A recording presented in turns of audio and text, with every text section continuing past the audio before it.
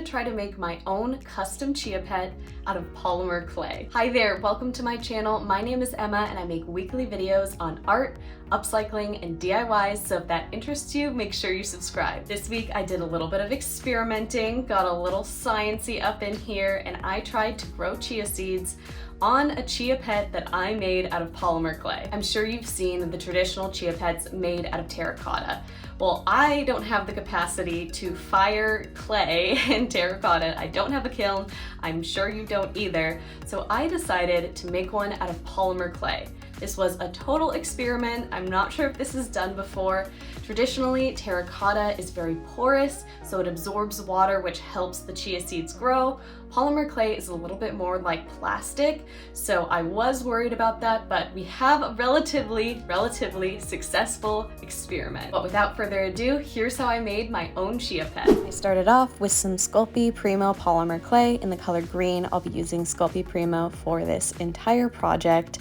I started by warming little pieces up between my hands because it can be kind of tough to work with at first. Once it was warm, I began rolling it out, and this part is going to be the moss where the mushrooms will come out of and the chia seeds will sit on. I used this rounded tool to make a million indents in my moss, and this is going to help the chia seed sit on there, and it will also give it a more interesting texture. I wanted to add more dimension but didn't have any more green, so I used some extra chunks of a color I had a ton of, which is this see-through color, and I just put little pieces of it underneath the moss, and this is going to make it look hilly and just a little bit more interesting. I also made sure to go back and give those higher pieces more texture because they lost a little bit of it as I was bending them. And now it's time to make the mushrooms. I'm using Sculpty Primo in the color Translucent.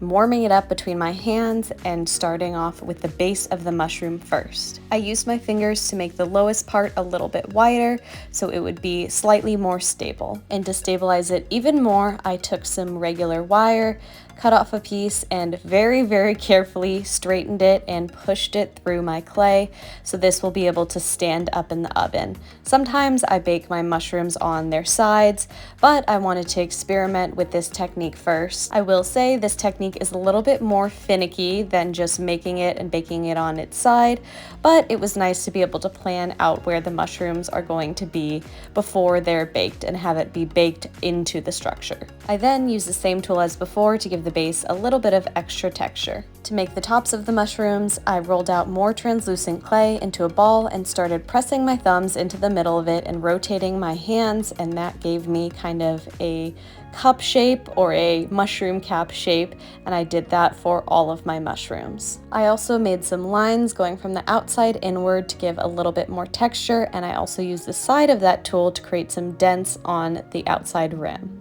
I always like to check my work as I'm going, so I made sure they looked all right before moving on to painting them. It's nice to do beforehand occasionally because I know it's going to stay a lot better, especially because I'm going to be applying water to this structure. So I used a combination of a copper color and a brown color to paint the very tops of the mushrooms. I ended up making 4 mushrooms in total, and here's what they look like before I put them in the oven. I just put them all on a sheet of foil and put them in the oven at 275 degrees Fahrenheit for 30 minutes. This is what the piece looked like once it had cooled. The bottom is very ugly, but it's the bottom and no one has to see it. But I love how it all turned out, and I think this is a great piece on its own. You can use E6000 or hot glue, whichever one you prefer, to attach the bases and the tops. I just use hot glue because it is a little bit faster and I don't have to wait and sit there as the E6000 dries. Now it's time to prepare our chia seeds. You'll need 1/4 cup of water and obviously some chia seeds. You can use any type from the store, they should work. However, mine are relatively expired, but I chose to ignore that fact and I used it anyway. I used 2 teaspoons of the chia seeds and dumped them right into the water. You can leave that for 15 minutes, stir it, and then leave it overnight for 24 hours, and then they're ready to use the next day. Because I anticipated this being a little messy, I did end up putting it on a sheet of plastic that I cut out into a circle around the size of the cloche I'll be using, and here are my chia seeds that have set up overnight. I sprayed the base where my moss is first and then used this little tool, you can use a spoon as well, to scoop my chia seeds, and they actually sat really well in those little crevices I made for the moss. I placed it somewhere it would get a little bit of sunlight and sprayed it with water again to make sure everything stayed nice and hydrated before I put on my cloche. This is what it looks like on day 1, and let's immediately jump to day 3.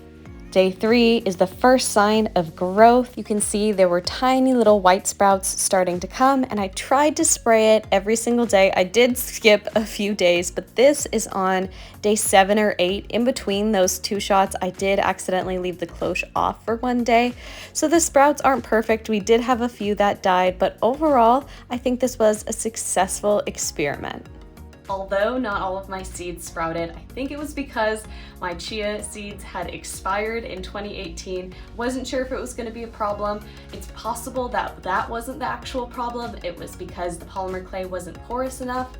But I feel like because we had some success, to me, that means the main problem was maybe the seeds. I think I could continue experimenting with this and see if putting a paper towel where the moss should go would help keep it moist, or maybe even a piece of fabric to keep the water in there. I'm not exactly sure what the problem was, but I know not all chia seeds are super successful and sprout all over, so I am not too worried about it. I'm still so happy with how it turned out, and what's nice is that when I'm done, I can just wash it off and I still have a really cool mushroom sculpture. Overall, this was a really fun experience. I loved waking up every morning and seeing the growth that was happening. It was a ton of fun and I would definitely do it again. I hope you found this video helpful, and if you end up making it, please let me know. Feel free to follow me on all of my other socials. Thank you so much for watching, and happy making!